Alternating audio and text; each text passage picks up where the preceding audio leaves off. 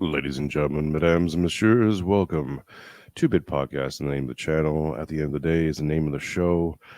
And this week, I am joined by none other than David Gornoski returning to the show and Mimetic Value also returning to the show. Here's a little bit of backstory, folks. Last week, Mimetic Value, or Q, and I sat down and had a talk, but I had multiple audio issues that garbled up the episode, so I decided not to release it. It's over there on the members only portal if you want to pay $2 and check it out and try to ignore my bad audio. But so I talked to Q afterwards and said we got to record. But what hit me was in that conversation we originally had, David, your name came up quite often, specifically around your comments about Western men being haunted by the cross. And I thought that if we could get you on to further discuss that, that would be a good thing, because we are here today to discuss the mimetic cross, specifically Girard's comments and theories surrounding Christianity, specifically the cross, the resurrection, the crucifixion and the resurrection of Christ, and how that breaks both the scapegoat mechanism and myth as we know it, which I think is important to understand, specifically the scapegoat. I get quite a few comments from on X from people who follow the show, and a lot of people will point to things as the scapegoat or have questions about the scapegoat. It's a very simple concept, but I think it's one of those things that gets easily misunderstood, especially in terms of the breaking of it. Because people see it being used and they're like, well, if it's broken, why do they keep using it? We saw this with the unvaccinated during COVID, certainly with Donald Trump. There's a current tie-in with the conviction of Trump and how that's just not working the way that people kind of want it to work. But we can get into all that as well. Gentlemen, before we get into the main of the conversation, please introduce yourself to the audience and we will go from there. Mimetic Value, we'll start with you. Hi, I'm Mimetic Value, also known as Q. And yeah, I've been reading Girard for quite a few years now, maybe since like 2016, starting from right when Trump was first elected. And then that was when I first started to get deep into philosophy. And back then I was still kind of like atheist or at least agnostic. And really Girard and a couple other philosophers were my entry into religion and really taking Christianity seriously for the first time. And however, like for many years after that, I still wasn't quite convinced that Christ was the only way. And then it was only in the last couple months when I really kind of just went through all the other religions and said, no, they're not as comprehensive as Christianity. And particularly a talk with David maybe about a month ago really just like solidified it for me, was the idea of Christ hauntedness. And that was like our own little mini Christian vacation Bible school we did together. Yeah. Just in time for the summer too. But Q also was behind the QAnon phenomenon, and that's where that Q concept came into fruition. And we got them, folks. You do get a piece of royalty, don't you, on them Q T-shirts that those guys wear at the Trump rallies? Yeah. That's very good. Now, who was the guys that sabotaged the stream that you guys were doing? I want to know if somebody put a fatwa on Q, because boy, he's been taking some arrows from some of the Muslim guys on X. I mean, those guys I've been seeing them going after Q, and Q's dodging them left and right. And I wouldn't. I'm not discounting the possibility of Iranian cyber hackers. Somebody fatwa'd you? My gosh, it is possible. It's got to be Iranian though, not the ones that we like in Saudi Arabia. No. We're talking about the bad ones. Yeah, the bad guys. Yeah. Well, Q you've been talking about mimetic theory for since 2020, 2016, 18, what was it? Yeah, 2018 was when I first really got on Twitter. I still call it Twitter rather than X. X just feels weird. I got on because at that point I was talking a lot to Martyr Made, and he's kind of like one of my philosophy mentors. He was recommending me books to read. And originally we started talking on Facebook, which I no longer use. And around 2018, he just kind of moved over to Twitter full time. Yeah. And I started tweeting as well. Yeah, I've had Martyr Made on the show, and boy, he loves to talk about a long discourse in history about these random obscure cannibalistic tribes and some random island in the Pacific. God, he'll go for 7 hours straight talking about the way they floss their teeth with the membranes of somebody's tissue. Good stuff, man. I can't keep track of those kind of details, but that's important. You got to have details like that. A lot of people like details. I think that's one of the things that I don't understand. There's a part of human nature that they really like details being recited in really minute ways, because like I've noticed, like the successes of programs like Sean Hannity and Rush Limbaugh, they spend a lot of times, Rush did, talking about the minute details of every scandal. This guy said this. This one was accusing this one of that. On the third day, this one did this, and then this one taped that one, and then went to Congress and lied under this, and this senator did that, who was a member. They love those little details, and it seems like a lot of people like to hear details about things. That's something I'm not really good at. You know what I mean? If you ask me, what I did today, I can barely recall sometimes. Oh, yeah.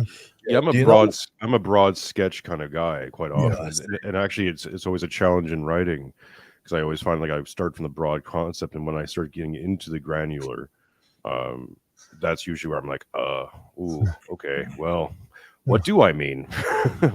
How do I prove this? Am I just talking about my ass? Probably, but in the beginning of time, right? Yes. Here we go.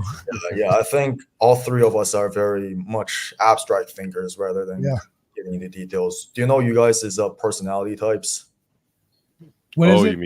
You mean the there's like the Myers-Briggs Big Five, whatever. They're all kind of useful, but also not fully perfect models. It's one of those where you're graded on, David. It's like high in openness, and it's very Peterson. Peterson was big on these things because he had developed his own version of it or something like that. And there's another one where it gets into like, I forget what it's called. Like they have these weird little acronyms that attach themselves to certain. It's essentially like autistic horoscopes. That's really what it comes down to. It's like astrology for autists. Yeah. Well, I think it's valid because it's like looking at your like how you actually think about things, right? So I think we're more like intuitives than sensors. So sensors are kind of like the ones who care more about the sensory details, right? So we care more about the abstract concepts. So I think there is like a divide there where it's true. However, it's just that most of the tests online or otherwise aren't very good, and the categories are kind of more blurry than as concrete as some of the enthusiasts. Let me put it this way, Q. This is kind of how I feel about it. If you need an online test to tell you how you think, then you're not someone who really thinks, because you should be thinking about how you think. Like I don't need something to tell me how I am. I'm like I know how I am. I'm me. This is the project. I inhabit me all the time. I'm constantly checking in on me. I'm trapped in my head half the day. Like, it's once you attach. What I find is that when you attach these acronyms to yourself, you then start to become the acronym, and you're trying to fit yourself into this model, even if you're like, well, I don't know if I'm that open. It's kind of left brain. It's a left brain attempt to try to put control on things. You know what I mean? Have you ever followed Ian McGilchrist stuff? Mm-hmm. I know the Ian name. McGilchrist, he wrote The Master and His Emissary, which is like a 900-page book about all the different things that the left and the right hemisphere brains do differently and how they work together. And boy, he loves bashing that left hemisphere. He says it is needed, but it is a very sorry lot. of our hemispheres, and he's always just bashing it. The right hemisphere is very empathetic, while the left hemisphere is very selfish and rude and disrespectful to others. I'm like, dude, what is going on with you and your left hemisphere? Who is speaking? Is it your left or your right? Is this an attempt to defame the left? What if his book is a conspiracy? It's actually the left brain hemisphere that is the angelic one that brings everything together holistically. And this is all a diabolical plot to scapegoat the other side. The scapegoating Yeah, the left I hand. think- The left hand. I think so. Yeah, you definitely need both, right? And these models for psychological personality types, I think they're just like a bit useful, but don't like get too attached into them. Well, that's an interesting way you say it, though, right? Like you need both. You need both. It's like no, you have both. Yeah. Whether you need it or not, you have it. Like it's like well, in some ways, to get back to Christianity, it's like we have sin. It's not something that we need or don't need, or want or don't want, or desire or don't desire. It's something that we just have, and we have to deal with it. And in these attempts to kind of diffuse it or shuffle it away or make it something else that it isn't, it doesn't get rid of it. It just puts it in the corner so it can magnify in the background. And then all of a sudden, all these bad things start happening in your life. You're like, what happened? And you start blaming other people. Yeah. It's not you. Oh, it's not my sins of pride and vainglory. No, it's the algorithm. It's this, it's that. It's whizzle wazzle. It's Trump. Who knows, right? It's the Jews. It's this group. It's that group. It's you. It's all a reflection of you and how you're operating and moving in the world. And to go back to the scapegoating mechanism, this is why it's broken and why I think we're in this period of nihilism. Because of the anti-cathartic nature of the scapegoat that we keep turning to constantly in times of crisis, but we're not getting what we're supposed to get from it. Yeah, which is in a classic sense, the scapegoat is selected to be the bearer of all ills. That scapegoat is eliminated through sacrifice or expulsion or whatever means. All the things that were attached to it go away, and it's almost like a miracle. Things just get better. People feel better. The mimetic contagion of violence has been resolved, and people can go back to rebuilding it in some ways. Christ introduces the idea of the innocent victim, and once you have the innocent victim somewhere playing in your background, you no longer can attain the catharsis of the scapegoat because something eats at you. Yeah, I'd like to get this idea over to Owen Benjamin because I've seen him just racking his mind over years about the victim stuff. He gets really angry about the victim stuff, and he thinks everybody says they're a victim, and he's just running around in circles, and he's getting mad at the ideological Christians, which I can sympathize with him on that, but I think he needs to have that victim, the haunting of the victim stuff that he's seeing. He needs to have that properly situated so he can let go of his grievances a little bit and just kind of receive the truth of the revelation of God, which is, ultimately, if you're going to be an artist, which we all are called to be, if we're going to be Christians, we're going to imitate a performance artist, which means we got to do something. Our lives will be art at the very least, which is everything, if you're going to be an artist, you have to be kind of a detective. And if you're going to be a detective, that means you're going to be able to follow in the footsteps of Christ.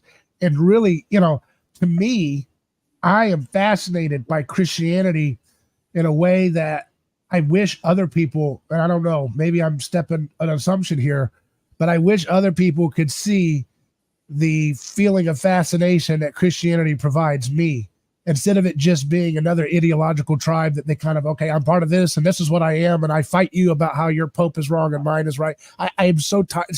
That's not the fascinating feeling I feel. The fascinating I feel is feeling like you're uncovering a really fascinating, exciting murder mystery or something like Twin Peaks. I feel like my life is like Twin Peaks whenever I follow Christ.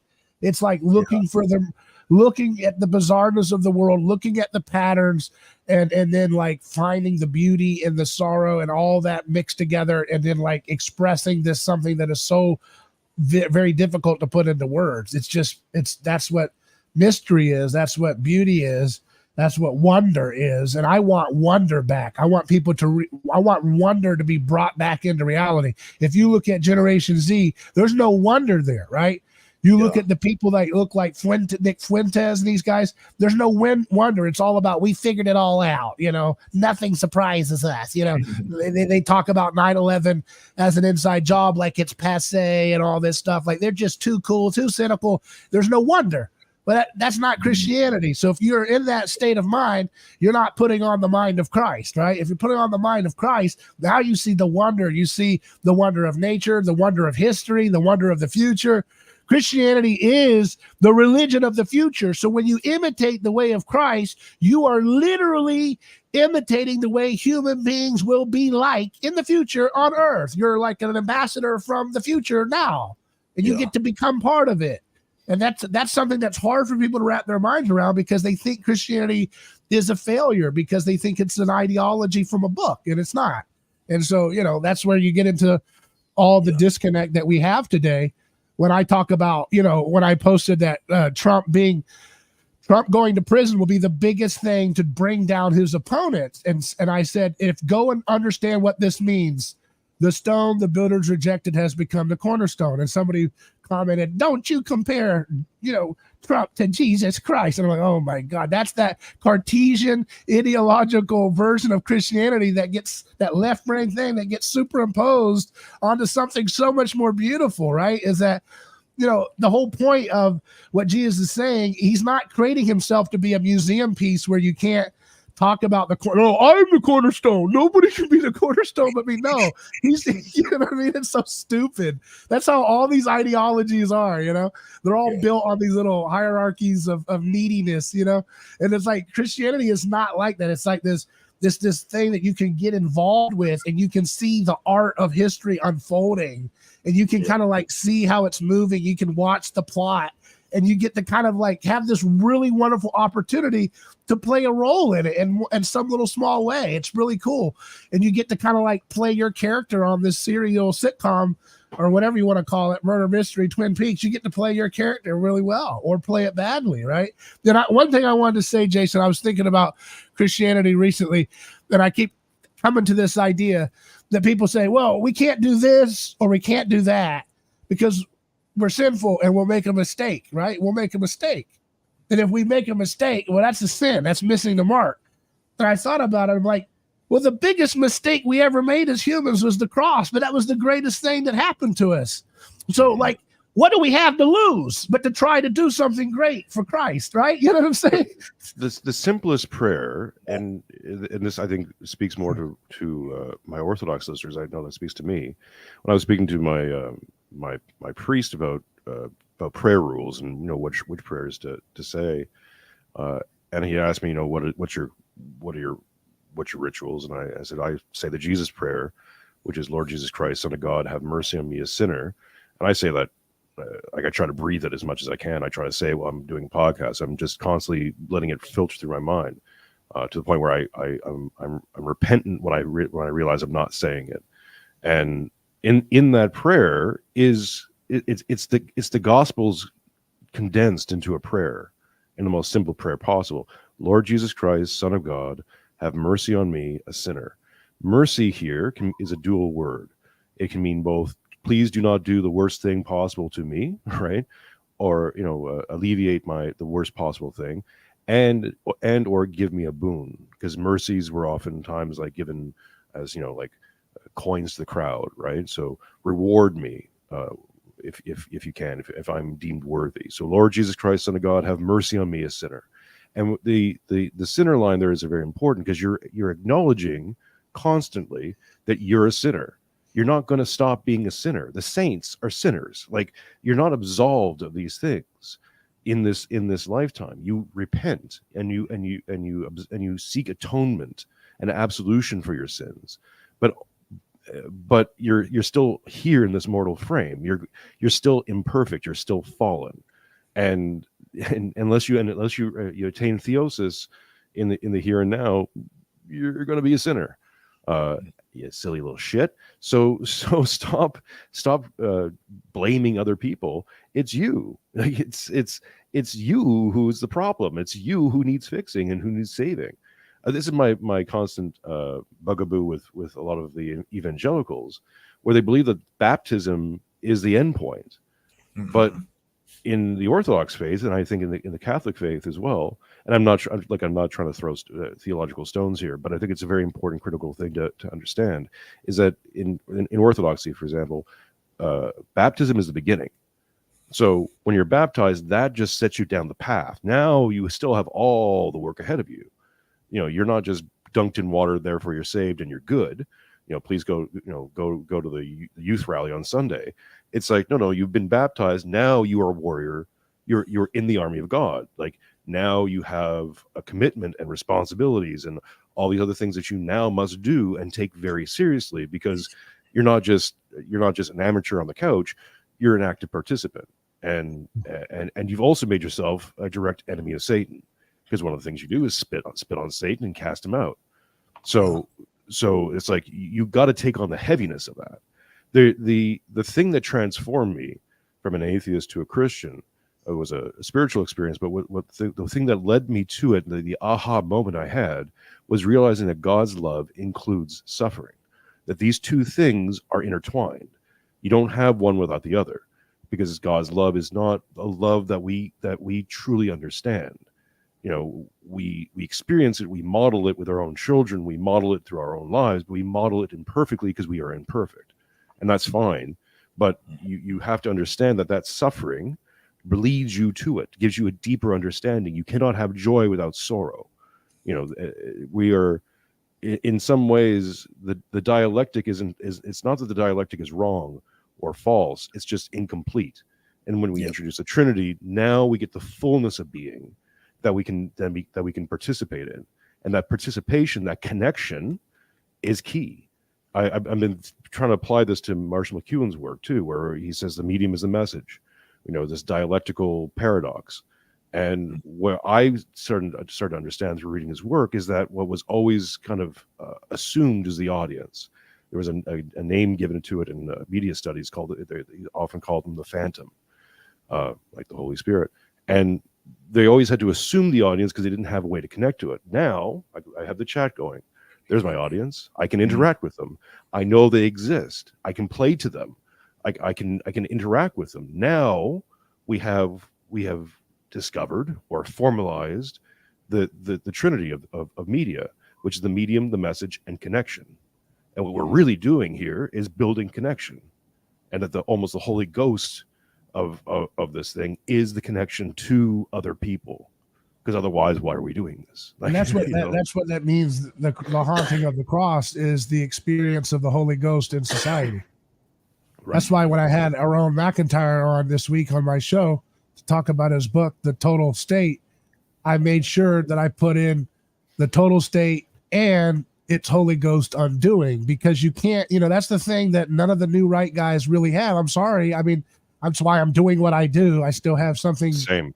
It's like they don't understand that you can't just create some kind of Machiavellian political philosophy and that kind of thing, and that's just going to work. That's just as much of a fantasy escape of any of the libertarianism that they all came out of, mostly. You know what I mean? It's like they go from one fantasy to another, and it's like graduating from Pokemon. Oh, I don't play Pokemon. I'm a big boy now. Well, what do you do? I'm Dragon Ball. Okay, well, sorry. Yeah. I mean, you want to play the big boy game, we got to have to listen to what Jesus and actually do it, right? And that's not going to it's not going to look as edgy. It's not going to get you your quick likes, because it's not fitting anything that the crowd is telling you already to do, right?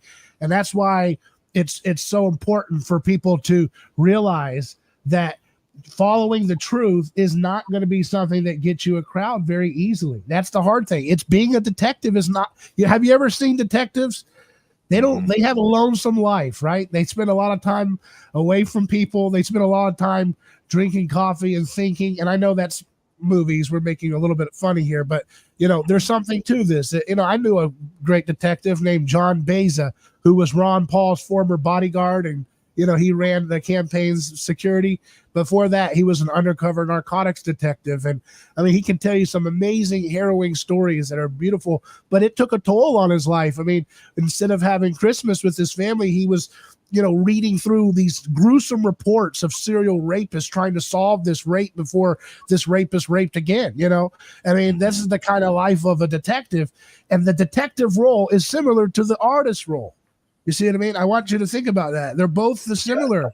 And Christ is a detective. There's a reason why G.K. Chesterton writes that Father Brown series, which is a metaphor of Christ. You know, that's the exciting thing about Christianity, is that, you know, it's not a museum piece that we're trying to preserve and lock down. It is an ongoing investigation of reality. It's really cool. It's really exciting.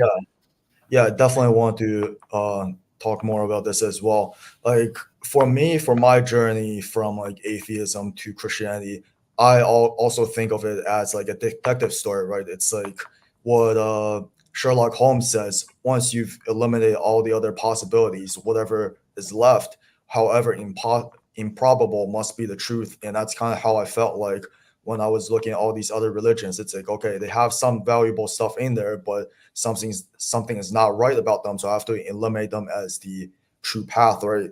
And then finally, when you get to Christianity, it says, all right, this actually encompasses all these other philosophies within it, because Christ is the Word made flesh. That was the kind of the mind-blowing epiphany I got in the last couple of months, where I realized, yeah, Christianity is the only true religion, because it's the only one that's truly living, right? It's the only one that talks about how Christ is made flesh, how it's the Logos made flesh, while all these other religions, like you said, David, they're kind of dead ideologies, right? They're based on some rules, some principles that you have to follow, or particular like set of rules, kind of like how in Islam they said the Quran is the uncreated word of God, but the Quran is a dead document, right? Like, you can't just make that comparison between a book like the Quran and Jesus Christ, the living being. That's not even close. David, before you respond, I'm just going to do a little mid-show grift. Thank you, everyone, for listening and supporting the show. Please like, subscribe, share, and continue to send us your money in any way, shape, or form you'd like to keep the lights on. You can also, if you go down the description below, we are partnering. I am partnering with Fox & Sons Coffee. If you use the coupon code 2bit when you go over to their site, you can get 15% off orders of $30 or more. It's a family-run business. I love those guys over there, and please help them. And we get few little shekels along the way. And I'll be introducing an apparel line sometime over the summer, so check for news on that and other developments as we go along. And again, thank you very much. I appreciate each and every one of you. Now, David, do you want to respond directly to what Q was saying, or do we want to get back to the cross as both a symbol and container of violence? No, it's up to you. I was just going to say, I want people to really think this question over and over again, over and over and over again. We all know that, and I'm going to use Trump as the object lesson. We all know that Trump gets more power the more he's persecuted, right? And we just live as if that's a fact without asking the question, why? Why is it that in our society, the more someone is perceived to be unfairly pushed around, have we ever heard of a passage called "My power is made perfect in weakness"? The more he's shackled, the more his towers are taken from him, the more his money is gone, the more he hunches over and keeps walking, the more electric energy his character gets. I'm analyzing this as if we're living in a piece of literary art, because we are. It's God's story. And this character is not like God's character. That's a dumb left hemisphere brain approach to what I'm saying. What I'm saying is you can see the art. David, I won't stand for left hemisphere bigotry on their show. I'm left-handed, so you know what that means. I'm not going to let that go unchallenged. So. But you know, I get what's that? But I think the right hemisphere controls the left hand, right? That's right. That's what I am. Yeah. Yeah, That's why I'm gonna bash left. Yeah, he's bigoted towards left hemisphered peoples. Well, I mean, that's what they do. You know, that's what that's what our culture is dominated by, and there's no appreciation for the art of what we're seeing, and no one wants to really think about Christ as a perception of the way the world is, rather than And I told that to Q, and people might find that controversial, but I believe it's true that Christ should be the subject of your life rather than the object, because an object is something you can obtain and can control and grasp. You can't do that with Christ. Yep. He's wild. He's everywhere. Yahweh's the God of the wilderness. You can't grasp that. You can only be in the midst of the whirlwind. You can't grasp that and obtain that as an object. Now, there's objective truths, but Christ is, most importantly, the subject. You are becoming him. That is the process. And Jason, would you agree with me? This may be, I'm not sure. I don't look up everything. I don't ask the AI if this is a heresy. Is it a heresy to believe that theosis can also be a human species thing? Because that's something I talk about. And I know that people talk about it on an individual basis, right? That you have a process of becoming, like God as a human individual. But do you think of theosis not just as an individual or a church, but also that the human species is participating in theosis? Of course. Yeah, of course. But the thing with Orthodox heaven and hell, this is something I got from Lord of Spirits, and it was one of those little things that just I call them like paper bullets. They hit you, and you're like, "Ooh, that opened things up." The concept of heaven, really, in the Orthodox form, is that you become one with God. You're embraced by God. Your spirit becomes one with God. At death, you essentially attain theosis when you pass. And the concept of hell is those who bring their sins, who are so attached to their sins when they die, that their spirit is still enveloped by God. You're still in heaven, but you're burning in God's love. That God's love becomes almost painful and hurtful to you because you're attached to these sins, and that you will burn and that He's burning these things out of you.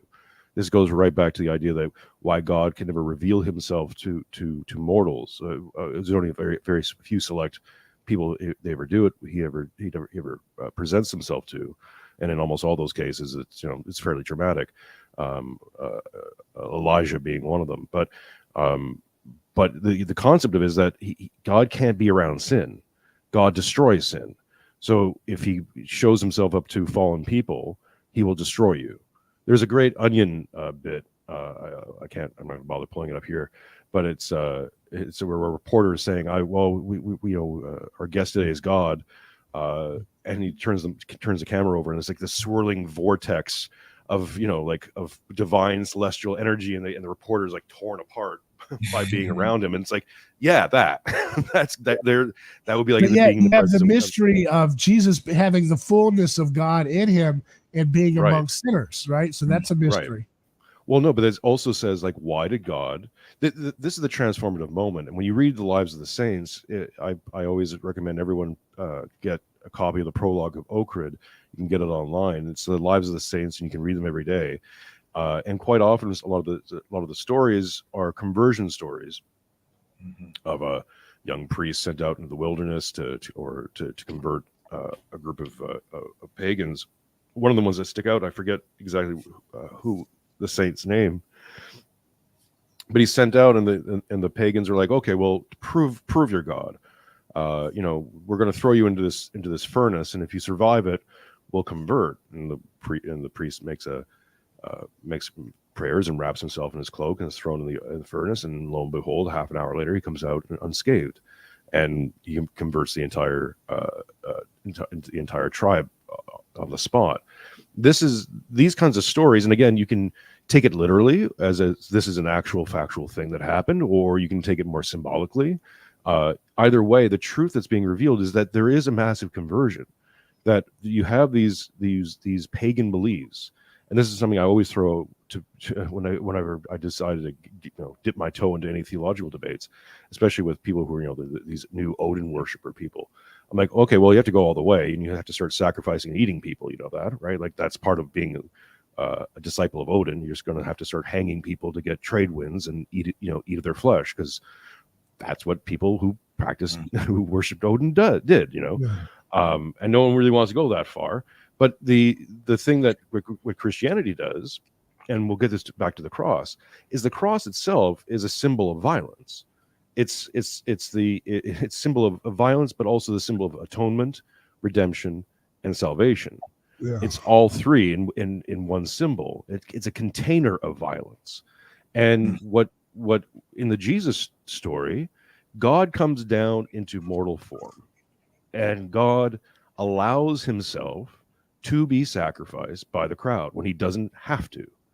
He allows it to happen. This kind of humbling this is why it breaks myth.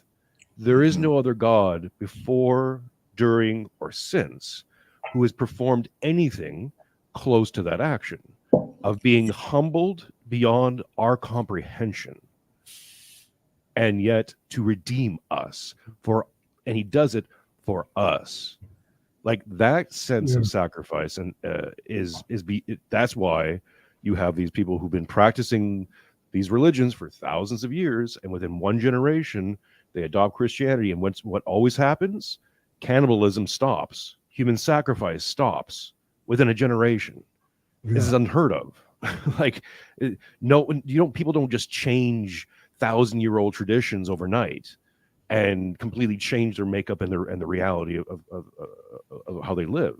Yeah, I've said one of my lines is the ritual and reality are one, and these rituals are hard to get rid of. They're embedded in us. And to get back to your statement, David, maybe you can extrapolate this more. Is that is that the cross haunts us? It's in our lives constantly. We are aware of our judgment, and it's particularly obvious when you see some of the bigger named atheists. Who is Dawkins. Lindsay right now is on a trip.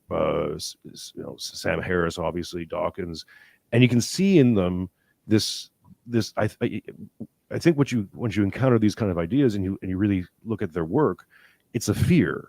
There's a fear driving them because they're aware of this judgment, and it's just constantly, they know it. Like they know they can't access it. They're in denial of it, but it's there. It is haunting them, and it's present in all their work. Yeah, that's something I talk about a lot, right? Like atheism ultimately is just a form of fear, where like people think the religious people are dogmatic and they're attached to like a specific model or book, and they believe that's one of the atheists' main criticisms of religion, right? But that's actually not the point of Christ at all. And in fact, that's kind of like the atheists revealing their own fears to you, where they are attached to this very specific ideology, this concrete ideology about how the world works, and they're super afraid that you're going to break their mental model and their whole world falls apart. And this is something Shestov talked about a lot in his works like over 100 years ago. And then I also want to address what David said a while ago, which is like this subjectivity of Christ, right? I think that's super important. This is something that Kierkegaard always talked about in his works. He always stressed that you need to come to religion in this subjective way, which is why I also reject these like objective debates with atheists or other people of other religions about God, because it's pointless, right? You can't just give them the subjective fact and try to ideologically prove to them Christianity is true. You really have to experience Christ as the logos made flesh subjectively. And this is why that like there's this paradox in Christianity where David talked about earlier, that's like the strength. Yeah, this is also one of the quotes from Kierkegaard. I don't have the exact quote, but he talks about how kind of like he who struggles against God becomes the greatest of all. So he says people struggle against man, against self, but then you also have to struggle against God. And where that leads you to is realizing the strength in weakness, and then the wisdom in foolishness, and the hope in madness, and then the this is kind of the greatness of Abraham when he was faced with the decision to sacrifice Isaac. I think we have to I want to think about that Trump thing again, because I think it's going to help people understand this faster, right? You give them something they're enmeshed in this story, and it can latch on to what we're trying to see. I want people to think again, why is that such a powerful effect, that the more one is persecuted? What other story but the cross as an inheritance of our society that we have explains why our culture, no matter how atheistic or godless they say they are, the culture vibrates around the sacredness of someone's perceived victim status, unjustly persecuted by a mob? It's so important. If you can't answer that, then we don't have any understanding of why history is moving, right? Only Christianity gives us the explanation. Christianity alone is the only thing that makes sense, because Jesus said this would happen. He said when he was walking into Jerusalem, and he gets on the donkey, he rides into Jerusalem, and they tell him, tell those people to be quiet. And what does he say? When they are silent, the stones will cry out. He was quoting Habakkuk chapter 2. Habakkuk chapter 2 says, woe to you who founds his cities on bloodshed and establishes his walls by injustice. The stones of the walls cry out. What he's talking about is immurement. This is when they would lay victims inside of tombs, inside of a building or a city or a bridge. They did this in the 1800s in Japan. They did this in the 1900s in Japan. They'd put a little 17-year-old girl and bury her in the bottom of a building, of a bridge project over a rapid river, because they were afraid that the river gods would be pissed and might kill them. And so they wanted to give a token of love and gratitude to the river gods. Why do all gods do this? Why do they all need human flesh? This is how you know Islam just gets blown out of the water. It can't even begin to answer this question. It's in child's play.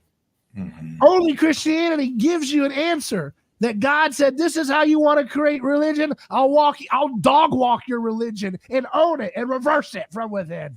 Dear God, that's brilliant. Yeah. That's genius. And he solves the problem of death anxiety at the same time. It's a buy one, get one free deal. He goes and solves the problem that we create. He's like, okay, this is what you call religion. I'm going to walk into it, reverse it, deconstruct it, and I'm going to solve your problem of death anxiety as well. Mm-hmm. The two biggest issues, which is they're all wrapped up in together, religion and the fear of death. He gives you the fear of death problem solved as a bonus. That's like a bonus feature, like a cherry on top. Because if you were a loving creator, wouldn't you want to give your little creatures a sign that the thing that they get so bound up about is something they shouldn't be bound up about, including religious folks? Because I got to tell you, a lot of people don't live like they live. And I don't know about how people think about this, but Christians don't live like Christ is truly going to conquer death. They're terrified. And I think they do that as a way of keeping up with the Joneses more than following Christ, because they want to make their neighbor feel like, well, look how holy he is. He says he doesn't know if he's going to make it to heaven. Are you saying that because, is that pleasing to God? Or are you trying to please your religious friend, that you're trying to show that you're more holy than?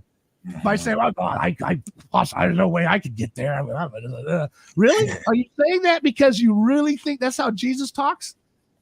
Jesus talks with all confidence. Why can't you talk with all confidence? It doesn't mean you can't. You can still be extremely humble about your frailties. It's not a either or. You can have both.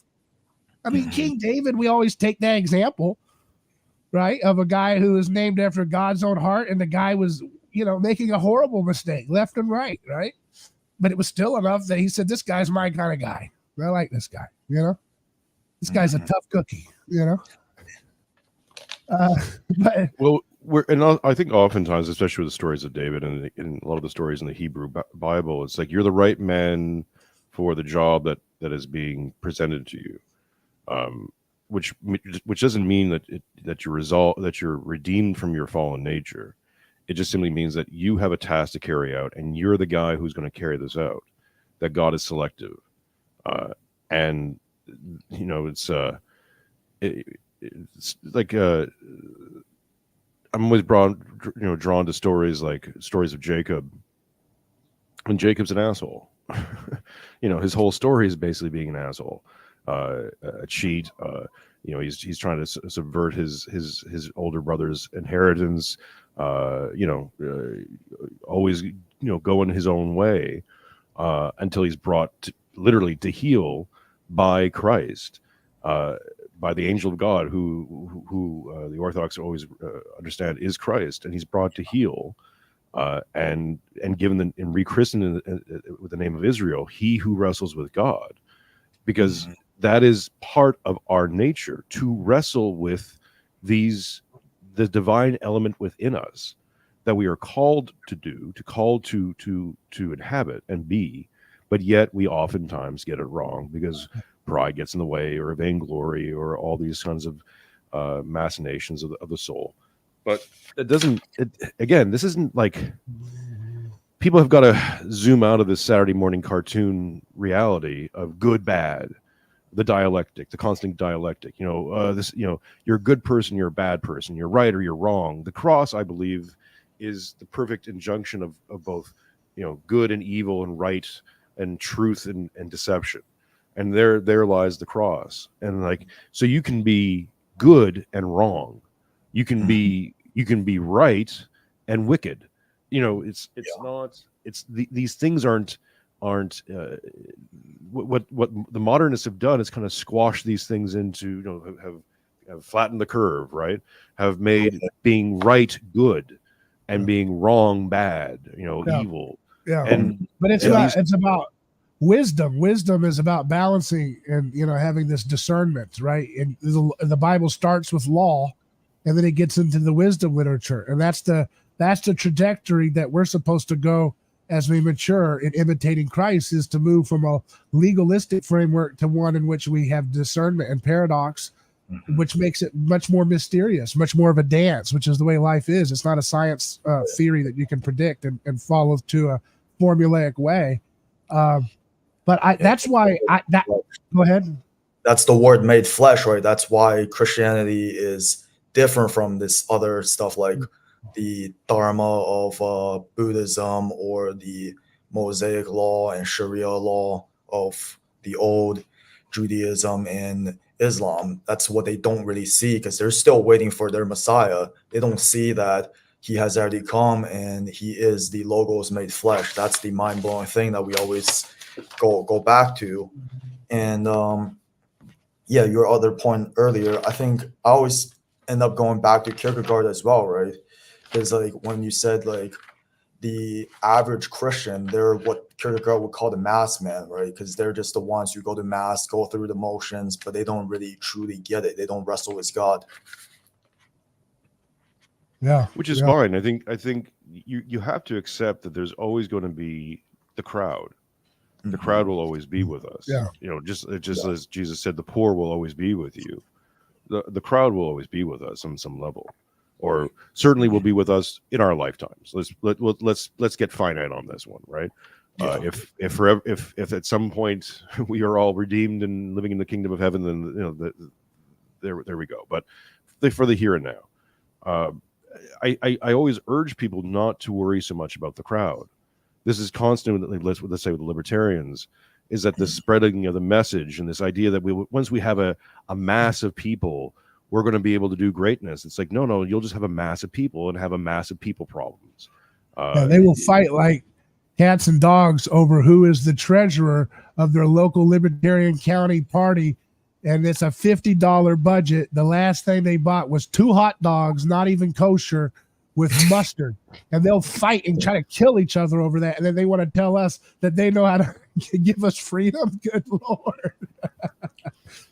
But, libertarians typically, if you look at them, and I don't mean to say this to be mean, but I mean the Libertarian Party members, they look like the Star Wars bar. They look like the kind of folks that, the misfits and stuff. So it's little angry scapegoat types who are saying, damn it, one of these days we're going to join together and convince the crowd that we should not be scapegoated for our, our little weird behaviors. And once we can persuade the masses our theories are correct, they will stop hurting us. And it's like, that's not how it works, man. And then you find out that sometimes you become insane when you embrace that kind of, scapegoat resentment attitude that fuels a lot of that spirit of that culture. But that is the case for a lot of things in America. That's what I forgot what I was going to say. Why did I say that we have to not be afraid of making errors? Because the cross was an error we made and it turned out to be a wonderful. Well, that's what I'm trying to say when I hear people dialectically react to things like liberalism. Again, a very popular thing to criticize in the circles that I flow around. Everybody talking about liberalism. He just did, so he brought it up, so I'm saying it again.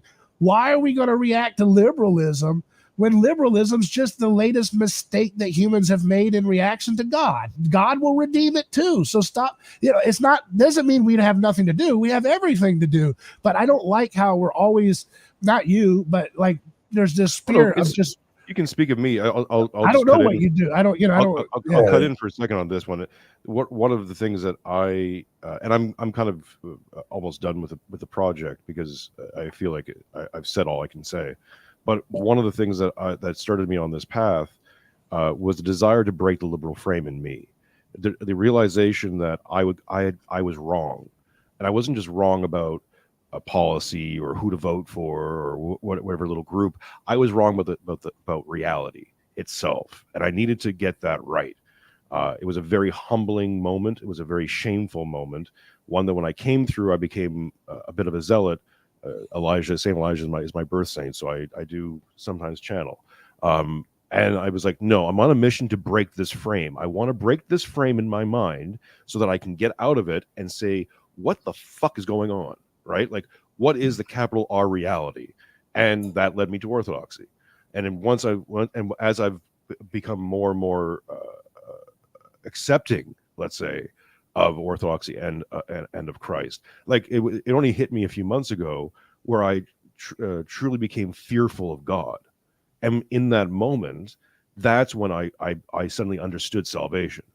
Like, because it always struck me, like, why should I fear God? It's like, oh no, it's not just fearing God as in I'm afraid of Sky Daddy. It's like you have to approach God as if he is real in the room with you right now, because he is, right? Mm-hmm. When you accept that as the reality, your behavior and your conceptual behavior changes. It has to. When I'm in my morning prayers, I bow before God, right? I present to God as if God is standing in front of me, because he is, in every sense of the way. And by doing that, suddenly, I'm not just dealing with an anthropomorphic idea of God. I'm not just dealing with a concept like, oh, better be good or else I'm going to go to hell. No, it's like, no, the king is in the room. The king is right here. You better bow down. Like, how arrogant are you to miffle or to present yourself in a slavish fashion in front of the king? Like, show some respect. And the way you do that is by respecting yourself, by understanding, by catching your sins even after the fact, and repenting. It's a simple thing. All these things are simple. The only thing that stands in between you and it to access it is pride. Yeah. Constantly. And this is, again, the story of the cross. God allows himself to be sacrificed on the cross for us, to be tortured, to be judged by a crowd, to be put up on a cross and sacrificed so that he can descend to Hades, harrow Hades for us, and come back and redeem us. Like, again, even if you're in the mode of, and I don't think anyone who listens to this podcast still can be on here, but who knows who encounters this in the future. Even if you think that's just a story, that's the most powerful story ever told, and has never been as many times. Sorry, David. And as many times they try to retell it or reconceptualize it, or the modernists try to redo some aspect of it, they fail because it's true. and Yes. you can't just recreate the truth in some other fashion. You can model it, but you can't just make your own truth using a mechanism. Like the thing that prohibits you is your pride. Sorry. I think that people haven't done enough anthropological analysis of the harrowing of Hades either, which is interesting to do. I see it a little bit, maybe this is controversial for theological people, but I kind of see the harrowing of hell as a kind of, again, another meta text moment where, you think about all the people that are put into the Hades of history, the victims, right? The scapegoats. And the harrowing of Hades is kind of the emptying of all those hidden victims, including the ones of Israel's history in that story, which is interesting. I think that's a very controversial thing for some people to think about, that when you talk about, that's why I skipped over all the time. Yeah, the prophets. Well, I'll say something. You get people like Achan being killed, because he took a couple pieces of silver and they stoned him. Is he a victim? Is he a sacrificial lynch victim? Was he making a choice that was wrong, but was he sacrificially lynched? And was he cast into Hades literally and then redeemed literally when Christ goes into Hades? I'm willing to throw that out there as a possibility. Yeah. Some people would get very mad at me for saying that. I understand. But that's okay. It's something I think as long as we're trying to think in the way that Christ thinks, then we're in the right direction, even if we make mistakes in how we do it. And I think it's important for us to do that, because I think the biblical text, when it says, when Caiaphas says, it is better that one man die than the whole nation perish, and the text literally smacks you in the face, breaks the fourth wall, and tells you, but he didn't say that of his own accord. Well, God made him say it. You get it? That's the text saying that a human couldn't have come up with such a devious revelatory sentence about what he's up to, except that God made him do it so that we would preserve it in this text for all of history to understand the sausage making of culture. You see that? It's genius, dude. It gives you chills. How can you not? The text is literally saying he didn't say this because he wanted to. God made him say it because he wanted to reveal this for you right now as you read the text. What's that? Yeah, that's super mind-blowing, right? I'm 100% with you, David. Yeah, I definitely believe what you said as well. And that's also why it's so important to read the Bible in an anthropological way, right? The mind-blowing thing about like the sacrifice of Isaac is that was the revelation from God to show humans that you're not supposed to do human sacrifices.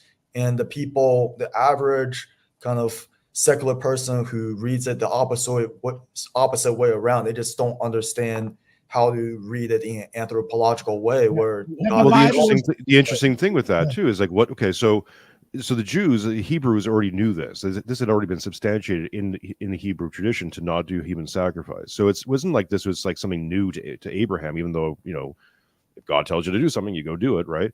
The reason why God has the Abraham Isaac story is like, what happens immediately after that story happens? Well, the kingdom of Abraham happens. Suddenly, the word, suddenly all these people are converted to people of Judea.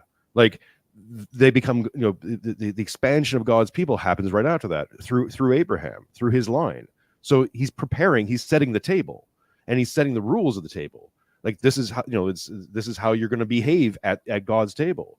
In case you're new to this. Hey, these are the taboos. Just I'll link this to Luke Burgess, and I know we're at the hour mark, and David, you got a throat thing, and I'm feeling ill, and it's very early in the morning for Q and I, so we'll try to wrap this up a little bit.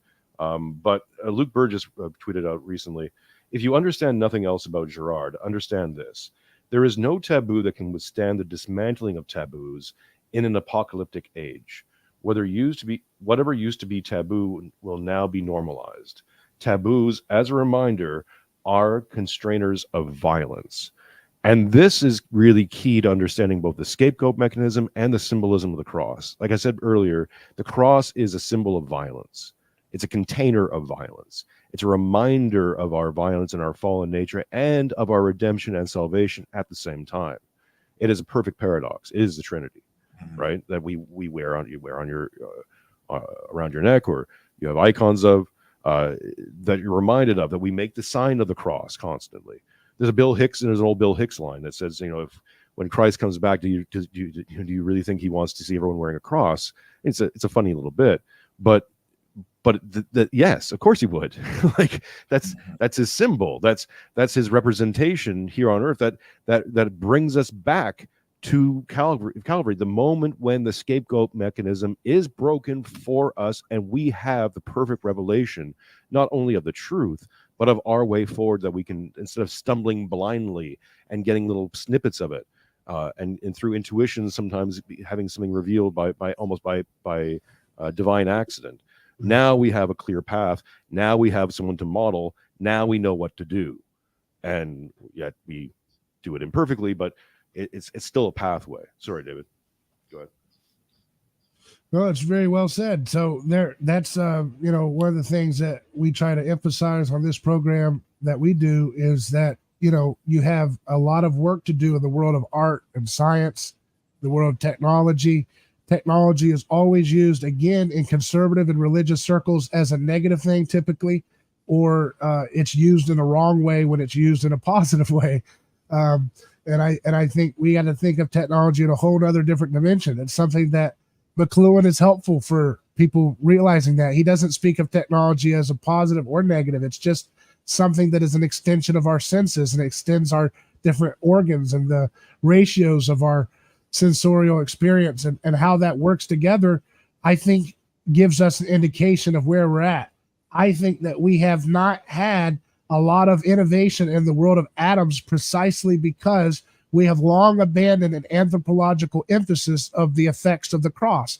And to the extent that you and I and we all can be successful in bringing the anthropological aspect of the cross back to the forefront so that people start to grasp, okay, so the reason why there's a kind of magnetism, even if I hate Trump, the reason why he gets a magnetic aura to him the more he's persecuted is because our culture is still thoroughly swimming in the fishbowl of Christianity. And so it can't help but see that, because that's the thing that has our hearts the most. And once you realize that, then you can stop fighting against it blindly, and you can start to work with it. You can start to embrace the cross and the cruciform way of solving problems, not trying to go back to Machiavelli. I mean, give me a break. It is better that one man die than the whole nation perish. There's more political insight in that sentence than anything Machiavelli or the Italian philosophers wrote. I'm sorry if you don't understand that sentence because, it's not sophisticated enough. I mean, James Burnham or whatever. You didn't get it. You just didn't get it. You're trying to come up with your own guru. That's what we all do. We want gurus that are hard to get, and Christ is not hard to get. He's extremely available, and that's why we push him away. One of the best sentences that Rene Girard ever said, he said, Christ died for us, and we can hardly give a care. Meanwhile, a supermodel walks by, and we are fixated at her glance. And he says that's the heart of human society. The God gives up his entire life and loves you unconditionally without anything putting as an attachment. And we yawn at that. And we are fixated at the hard to get supermodel. And everything we've done with Christianity that is an error has been an attempt to add layers of a hard to get aspects to God to make him more attractive to us. Did you know that? Did you know that's why we do all these things that we do, like penal substitutionary atonement? We create these concepts because we want to find him more attractive from our perception of what attractiveness is, because we think that scarcity of love is attractive. We think that if someone's hard to get, that means they have high value. We think that if you have to climb 1,000 steps for somebody to think that you're worthy, that means that they're a great master and you're a great little student, that you climbed up 1,000 steps faster than anybody else. That's not how God is. And so we have a hard time wrapping our minds around that. I'm telling you, that's why the religions reject him. That's why Christianity rejects Jesus in some sense, aesthetically. If they did not reject him aesthetically, the left wouldn't exist. What we call the left is only something that is a reflection of Christianity proper, rejecting the aesthetic of the cross. We don't find it attractive enough. So we've abandoned it, and now the left owns it for some time, and they've done the best they could with it. Really have. They've done a good job. Yeah, that's well. It's that's interesting. We're about to enter June. Sorry, Q. I'll kick this over to you, but just one thought. We're about to enter Pride Month, and it's like the symbolic irony in that name. Just as you were talking, David, it just really struck me is that all these inversions, like to call this thing a Pride Month is like this is literally the thing that keeps you from God, like from realizing God in your life is pride. You know, they've taken the rainbow as a symbol, right? Which is, of course, the symbol of the covenant. These inversions that I don't know if they're truly purposeful, but they become purposeful because they're anti-Christian or anti-Christ kind of nature, and it's all these people who are wrestling with God, who do not want to make the most, who do not want to be humbled, who want to attach themselves to the victim, because they believe that as if they are the victim, they are the sacrificed. So they don't have to sacrifice. The sacrifice doesn't sacrifice. They are sacrificed. But they get that the LGBT church was created because of ideological approaches to religion, ultimately defining them by the sin that they want to, that, you know, they do a sin and then you define someone's name by their sin. I mean, now you're just begging for a scapegoat martyr's energy to be attached to that taboo, which will then create its own martyr church energy. So the LGBTQ is just it's a Christian heretical schism, really, because it's just saying you call me a monster because of my sin, but what about your sins? And then the dialectic of the religionist, tribalistic ideologue says, yes, you're a freak, be gone. And that be gone is the expulsion energy that Jesus talks about, that the stone the builders rejected has become the cornerstone. That in feeling as if something is unfairly expelled because of its misshapen status, like the stone, it gains its own power because it's left as the capstone, as the fulcrum, as the new source of cultural power. Because the stone the builders rejected was an idiom when they were building the temple. They had this misshapen stone. They don't have anywhere to put it in the wall. They set it off to the side. It doesn't fit. It's a misfit. It's a freak. It's a freak. It's a disgusting thing, right? They set it aside. At the end of the building project, they have this misshapen stone and say, that'll be the capstone. We'll put it at the top. And that gets all the glory when you're coming into the city. You see that. It's the highest point. Just like on the pyramid, the capstone is the top. It's the creme de la creme. So that's what Jesus is explaining, that history will unfold in that form. The good and the bad, the evil will follow in that form too. It will gain power by creating the perception of being expelled. And usually there's a bit of truth to that which they're painting, right? So the Christian should understand that and be able to enter into it proactively and dismantle that energy in a social Aikido way, so as to not give it martyr's energy to create more of a dialectical schismatic effect, right? You can stop it once you understand what's happening there, right? But if you're just going to sit there and say, oh no, the stone of bitterness just talk about Jesus, that's it. Okay, if you're going to do that, you're not going to understand the mechanism by which he's describing how the gospel will infect and haunt the world.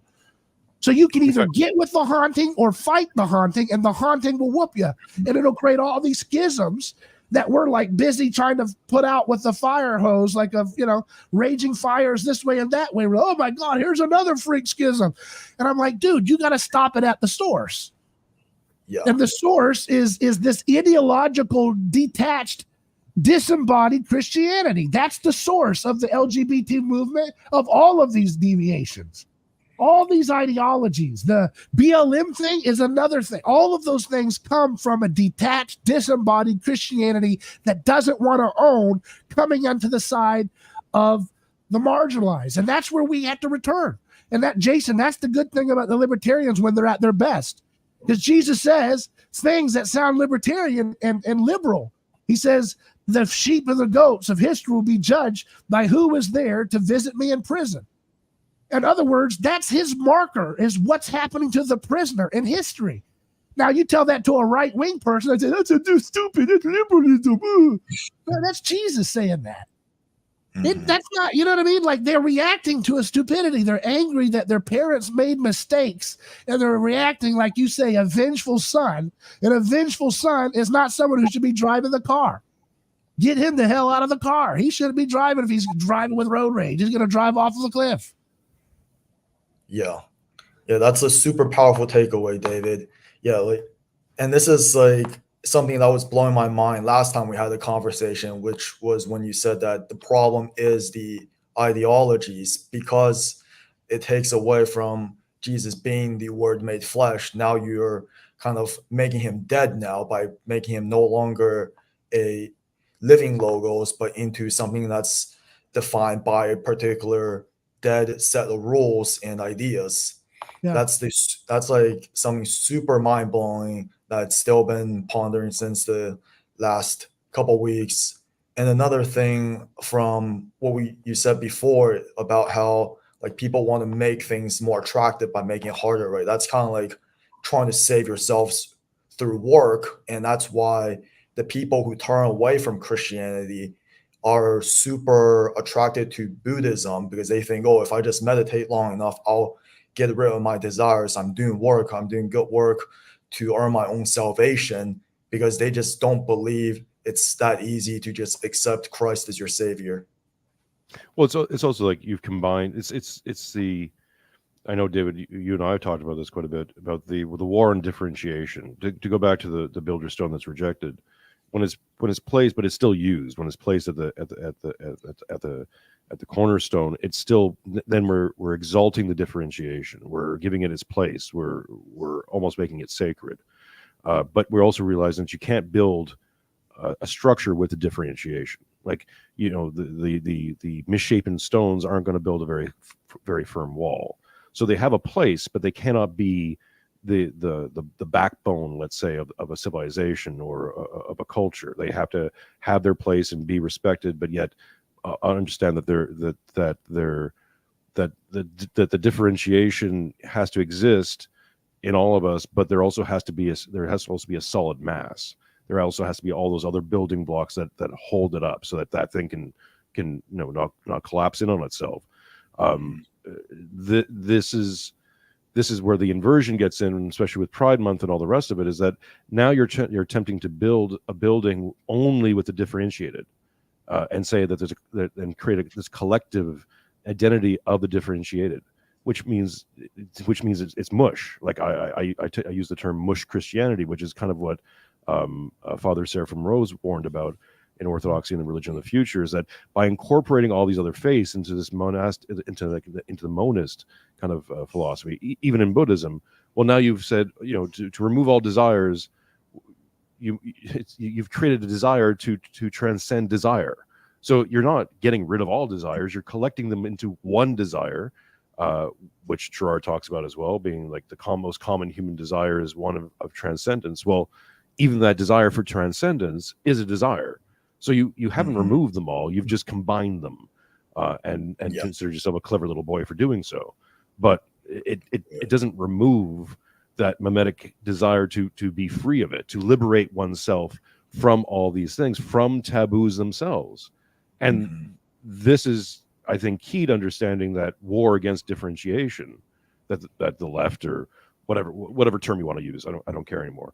But that's what the modernists seem to be warring against, is this, and I've said it about individualism, is that this hyper desire to exalt the individual leads to no individualization at all. It creates this mush collective, because how else do you define yourself? If you're putting man instead of God at the highest point of modeling, well, you're just going to be modeling this imperfect thing that is never defined, that is always redefined. Every generation just has the new meta man that you're supposed to be, or new meta thing. Now it's the It's not no longer man. It's no longer woman. It's all a that they, stuff them. all that stuff is a dream that'll go by, Jason. Don't. Of course, That's what I'm trying to say. I'm not obsessed about it, but I think it's it will go important by. I would, we have to move beyond it. This is all a distraction. These are children's games. Right. They're trying to distract us. This Gnostic stuff will go away. I'm telling you, if we start to do signs and wonders in the world of atoms again, it will reclaim culturally the truth of what's been driving things the good in history all along, which is Christianity. And Richard Dawkins is a fool against Rene Girard. Rene Girard is way beyond Richard Dawkins in terms of the intellectual sophistication. The future of intellectual ideas, it belongs again to Christ. It always has. And we need to act that out now.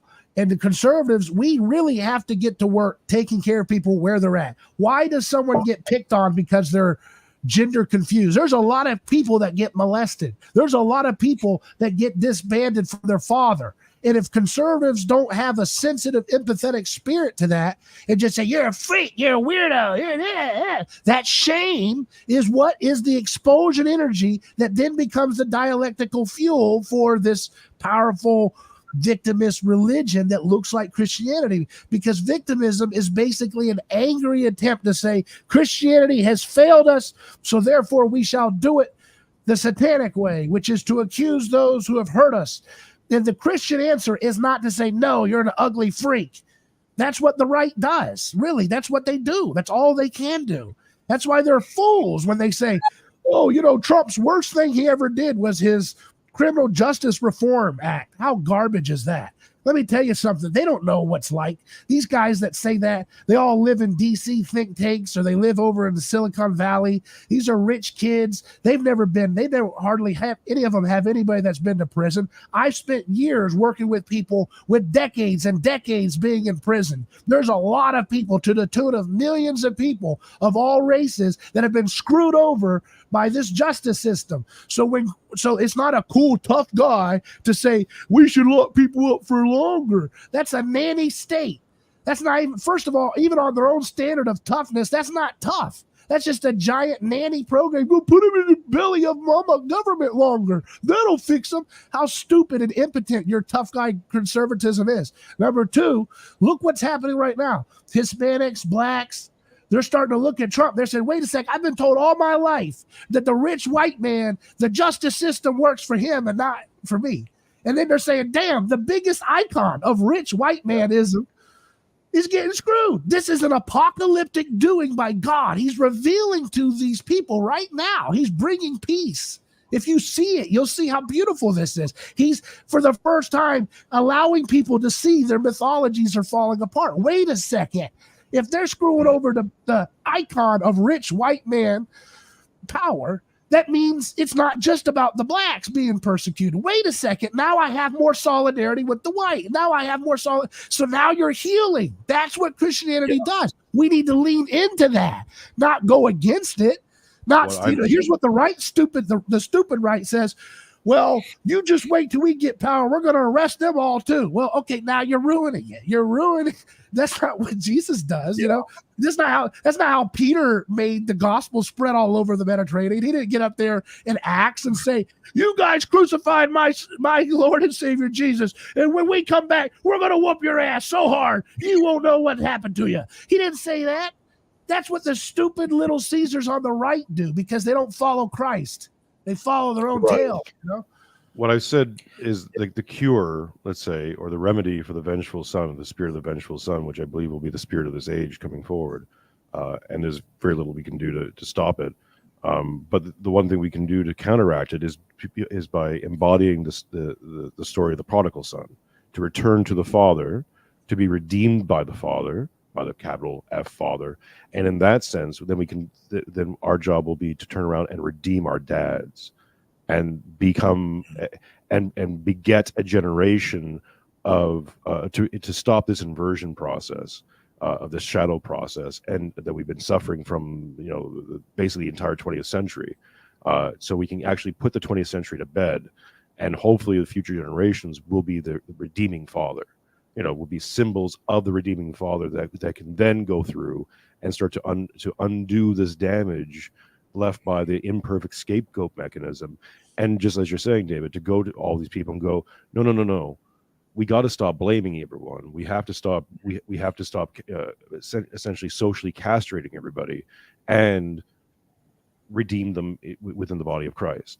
And then that's how you get, I know the boogie word, Christian nationalism. If you want a Christian nation, you have to become Christians, and you have to start acting as Christians and being Christians, and not just in name or in Sunday worship, but every single day in every single moment of your life. And part of that process is the redemption process. Like these things cannot be separated. We've gone over the hour, folks. Q, any last thoughts? We'll do a little bit of wrap up. Yeah. And then we'll, So recognizing the scapegoat mechanism, right? That's really the real 5D chess move. Because I see a lot of people on the right who are now praising Islam. And for a while, I was thinking maybe that's a good idea as well. But what you actually end up seeing is that the Muslims, they are just like the ideological forms of the Christians who like to scapegoat the LGBT, the BLM, and all that. And when they do that scapegoating, they end up just amplifying the other side even more. So Islam is not going to save the West. They're just going to amplify the power of the LGBT and BLM even more than it is happening now, because they're even more extreme in their violence. And what you see, like I'm here in Bali right now in Indonesia, and there's a lot of Muslims here. And what you see is like walking around, like all these like gays and trans you see here, they're all Muslims. They're all either still practicing Islam or they're ex-Muslims. Like that, Islam is not solving any of those problems. Yeah. Yep. It just goes underground. Mm-hmm. Gentlemen, thank you very much. Always a pleasure. This is good. I was bemoaning myself a little bit. I was feeling very world weary the last few weeks. Sometimes it just gets you, especially if you become terminally online and you start dealing with this stuff on a day-to-day basis. It can get overwhelming. Sometimes it can get a little I don't almost like saying depressing, but wearisome. Well, I prefer that term. And then a conversation like these happen, and suddenly I'm rejuvenated. Like suddenly it's like, oh yes, remember why you started doing this bloody thing in the first place? Like these are the reasons why. So I thank you very, very much. You've done great, and you've really grown very fast with your program. I'm very impressed, Jason. Thank you, David. Well, it's because of guests like yourself and Mimetic Value and many others, and of course supporters in the audience. This is not a solo project, even though I'm doing it by myself now. It's a contribution of many different voices. So as we weave our way through the tapestry and try to challenge narratives and construct new ones, or at least return us to absolute true narratives, which again is why I started this, as a desire to break the liberal frame, and then encountered orthodoxy and going, I don't have to break anything. You can be made whole again through the church, and so I try to pepper that in with the work as much as I can, in my own little imperfect way. But I mean, look at the influence of what we call liberalism. I mean, you living in, where are you at? Indonesia or Australia, wherever you guys are. I'm in Western Australia. Yeah. These places were not very nice before. I mean, it wasn't very hospitable to different people thinking differently until so-called Christian liberalism spread over to those places, right? I mean, it makes a difference. It makes a difference in terms of being. I just did a show with somebody that lives in China, talking about Rene Girard. I said, "You're going to talk about the scapegoat mechanism of the CCP?" He said, "Nope, I still want to live here." So we still got some work to do in China. But you see what I mean? Look at the effect of the gospel. You call it liberal, but I enjoy having the freedom of speech. I enjoy having the freedom to own a weapon. I enjoy to have the freedom of association. And I understand that they have a stupid idea about how those freedoms were developed, but we can chew the fish and spit out the bones and build something more beautiful, Yeah, and that's the project. I think that's really the heart of the project. Is not so much that I'm here to destroy liberalism and erase it. I don't think that's even possible. But I don't think it would be good a good idea to do it. It's I think you kind of alluded to this before, and I've had an open challenge with many let's say based Christians with this, is that, well, if everything is part of God's plan, then this too is part of God's plan. And by your rejection of your current situation, or let's say the meta that is currently affecting the world, that's pride. That's you saying that I don't like this. This doesn't serve me. This makes me feel awful. I don't like it. So you're criticizing God. This is a constant refrain I put in my mind, even when I'm criticizing other people or making fun of other people. Like there's these allowances you give yourself sometimes because you get lost in it, right? But ultimately, it's like, if this is God's creation, then you're being critical of God's creation, and who the fuck are you to do that? Like, how do you know? Like, what do you know about this person? What do you know what they've suffered, or what has gone into the creation of them? And yes, we can certainly criticize Hillary Clinton, just to have a name, or the demonic transy kid personality that is obviously grooming children. That, yes, there are obvious things that we can criticize and point out and say that this is wrong, or this is devious, this is wicked. But at the same time, we also have to allow. We also have to soften our hearts to a point where we can forgive them, and have at least the possibility of forgiveness there. Because without it, well, we just become, like I said, the spirit of the vengeful son. The danger of it that I perceive is that it will feel good to many of us when we start to see bad people, quote unquote, get what they deserve, quote unquote, right? And if my predictions is true, we're entering an age of total violence, which is not just going to be kinetic, but there will be kinetic violence, but it'll be totalizing. So it'll be a constant attack on everything and everyone at all times. It'll go from the Cold War into a hot war. The spiritual war will get hot. And the only thing that we can do, as people who realize this, like I said, is to embody the spirit of the story of the Prodigal Son, and come to the Father, be redeemed, try to be redeemed by the Father. And the only way you can do that is through humility. Like by modeling that alone, and just in behavior and in presentation, I think we open doors and windows.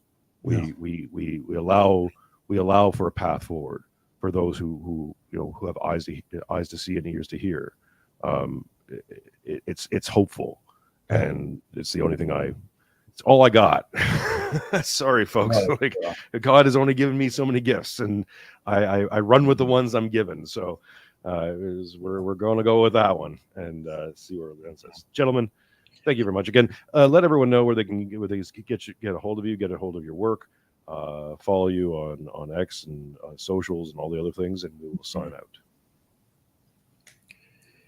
Yeah. So basically, to add on to what you just said earlier, just remember Ecclesiastes, nothing is new under the sun. So whatever we're facing today that you might not like, it's going to pass. And also people have faced similar situations before. So, and Christ is the living logos, and Christianity is the religion of the future. So you have to have faith in an optimistic future.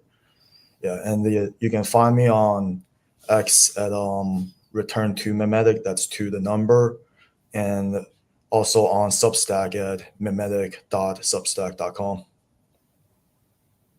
You can at David Gornoski, and neighborschoice.com is our website, and appreciate what you guys are doing, and we're going to have a great time, and we're going to do a lot of great stuff. We got to make a lot of beautiful art. We got to make businesses that are beautiful. We got to make families that are beautiful. We got to have homes that are beautiful. We got food that's beautiful. Everything just needs to be as much beauty as we can possibly surround ourselves, because Jesus is winning in history. And I don't think it doesn't have to be that cataclysmic. And I think that, with what you see happening right now, people can learn to get along with one another and, figure out another way to get outside of this system. There's not really that much of this stuff that is inevitable, that it has to harm us when it collapses. We can get out from underneath its yoke, I think, relatively easy, staying out of the debt system and learning not to chase after what the Joneses have. It's okay to have a small, humble dwelling space. If you need to do that, that way you don't get destroyed when there's a debt crisis. And it's okay to stop trying to, don't listen to these liars that tell you that you have to have identity politics around ethnicity. That's not what a Christian does. I'm sorry. That's just wrong. That's wrong. Yeah. And you can have respect for yourself. No one's telling you ever. You can respect your ethnicity. You can respect your traditions and your rituals of your culture. That's fine. But the idea that that should be your salvation instead of Christ is ridiculous. And Christ, teaches us to go after the Samaritan, and that's not a cute little pie in the sky thing. That's an affront to your sense of safety and security by its nature. I told that to a guest recently. I said, what about the Good Samaritan story has anything to do with Carl Schmitt's friend-enemy distinction? The Good Samaritan rips that apart, really. He said, well, there's a difference between a public enemy and a private enemy. I said, well, who's the public enemy? Was anybody who wants to do harm against you? Well, do you think the Samaritans were considered to be a public enemy by Jesus' tribe at the time? And you don't think he didn't know that when he told that story? You think he didn't think that would be something that his own fellow tribe would have a concern for? Those guys hate our guts. Those guys think our God's not real. Those guys would sell us out for pennies. And you want us to go risk our lives to save one of them? Wait, you're saying they would do that for us? That we should be like that? Oh my goodness. Where's my friend-enemy distinction when I need it? I'll read Carl Schmitt instead of Jesus. Give me a break. These little Schmittians, they're just scared, man. These guys are scared. They're scared because they don't want to, following Christ is scary. I mean, it's scary to walk on water, man. I'm not saying that like that's easy, okay? It's scary to walk on water, and it's scary to have the faith that Q does. He's in the middle of God knows where, and don't know where he's surrounded by, the temptations intellectually, the temptations that he is undergoing, and he's just walking that path. You know what I mean? He's got a bright future. Mm-hmm.